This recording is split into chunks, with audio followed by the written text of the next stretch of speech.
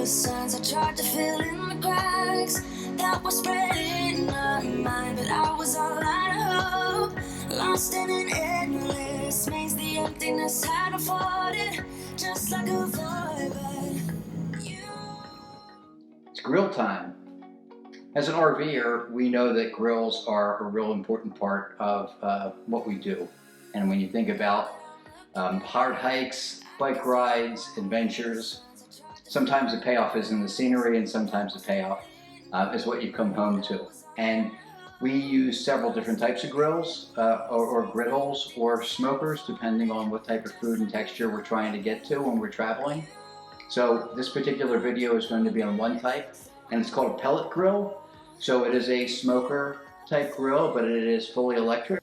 You do need power, so you either need a generator, or if you're hooked up to shore power, then you're in good shape.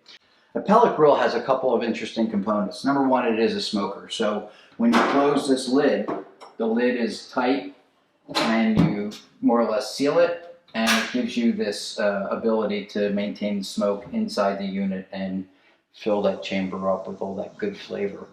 The pellets are responsible for a lot of the smoke, but so is the technology inside the unit. So from a temperature control perspective, we use digital controls in this Asmoke unit. We talk a minute about Asmoke. This was a crowd-funded unit meant to compete with the Traegers and others in its class. It's very small and very compact. Makes it great for packing up in the back of my truck bed or in a bin, which is what we use. And temperature control is very, very precise.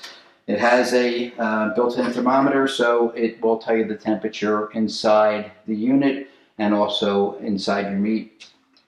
Really important for smoking, especially if you're in that low and slow mode that beef brisket or even chicken likes to do or take to get that smoky flavor. The pellets themselves are unique from Asmoke. So Asmoke not only developed the grill, but they have an excellent source for true wood pellets to smoke with very little ash and very little artifacts and great, great flavor. These I think now are selling under $300 for the unit. When I did the crowdsourcing, which was Indiegogo, I think we paid about $150 for it. You take a chance when you do that. This one, I think, turned out well. We were the fourth batch to ship. So when you take a look at like the quality control, I think it was in pretty good order by the time we got ours. The Asmoke grill has, as I mentioned, these unique features. Number one is that the pellets get side loaded, and then there's an auger, which spins very slowly, which feeds the pellets into a chamber.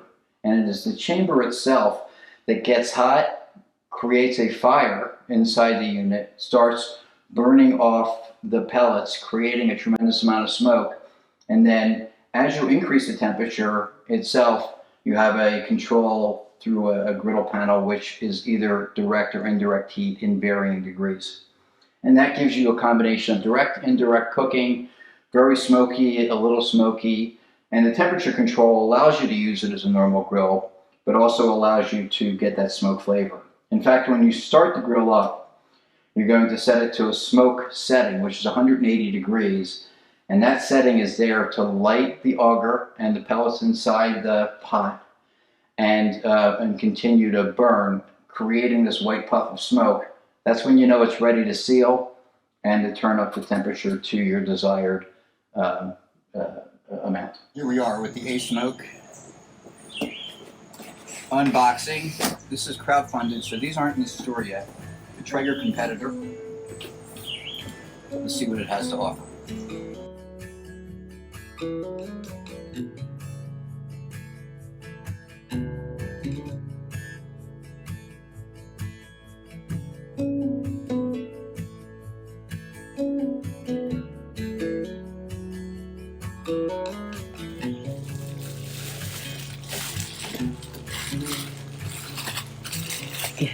Very cool cooking gloves. We'll take these out. For Halloween. My hands are on fire. Very cool. They're super cool. Ah, see what these are? These are bear claws. This is what you pull your pork apart with. Not a bad way to go. So it's electric. It is electric. Handle. Pair of standoffs.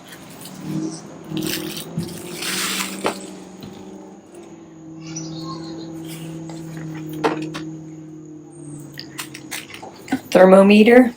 Thermometer. And a grease catcher. That's that box.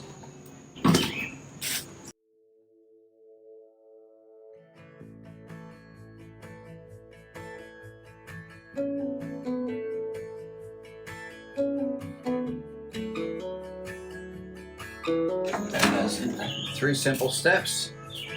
Fill, set temperature, automatically ignites, slow and low. That's how you smoke things anyway. All right. It's heavy. It's got some mass to it, even without the inner workings. It doesn't have a lot of wasted space. It'll fit neatly in a bin. It's only these 3 screws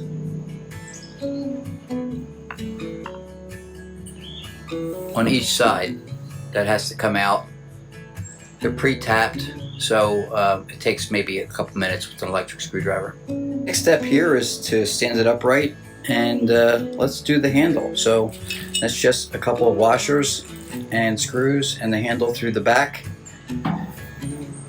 They did a nice job sealing this. Obviously it's a smoker, so there's insulation here. We'll wait and see, long-term test, how that holds up. The slider cover, as we place that, this tab here should be forward so that it's adjustable. The only thing that's left here are the griddles, and you've got a main and you've got an upper. Make sure we remove all the paper before we crank this thing up to temperature.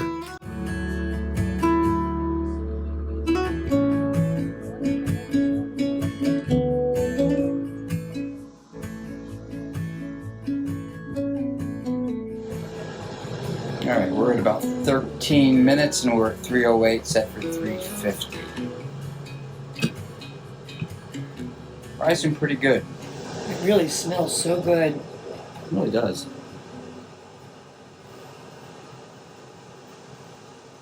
There it is, 350. 18 minutes and 50 seconds. The PID control on this thing is pretty tight, plus or minus about 5 degrees, which is crazy. I think plus or minus 10 is probably what you get in real world. It is a flame and an open fire. But it's maintaining open lid. It cranks pretty good. And how's the hopper doing? Alright, so I'm going to put in about a half a pound of pellets in there, and about half of it's left. So feed is pretty slow. So real world test for the Asmoke, right? We're doing smoked chicken, barbecue style. I came out, so when I put it in this time, I just put it on low and I forgot about it. Walked the dogs. So it's really smoked this time. Low and slow. They look great. Makes me hungry. What's our temperature? Well, I flipped it and put it in a different position, and now it's like 138. Okay. Well, we still got a little time, so we're low and slow, but it is a thing of beauty. I'm really liking this pellet grill.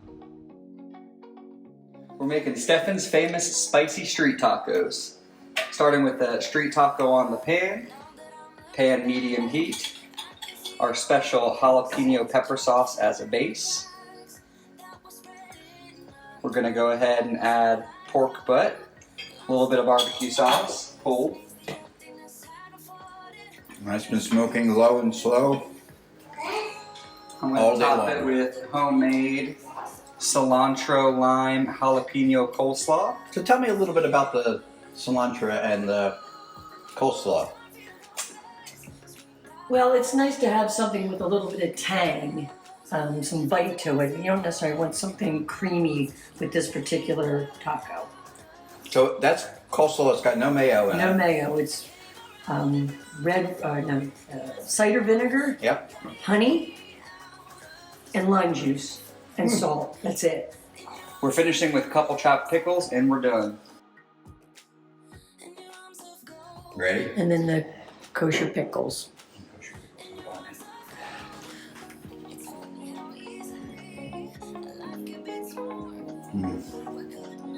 I don't think there's anything better than that. You could make these already. You could take the street tacos and actually do them on the grill, on the Blackstone. Yeah, you could do it on the Blackstone. Good. It's delicious. And they're very unique. You can make them on the Blackstone. And they're very unique. All right, I'm gonna go finish this.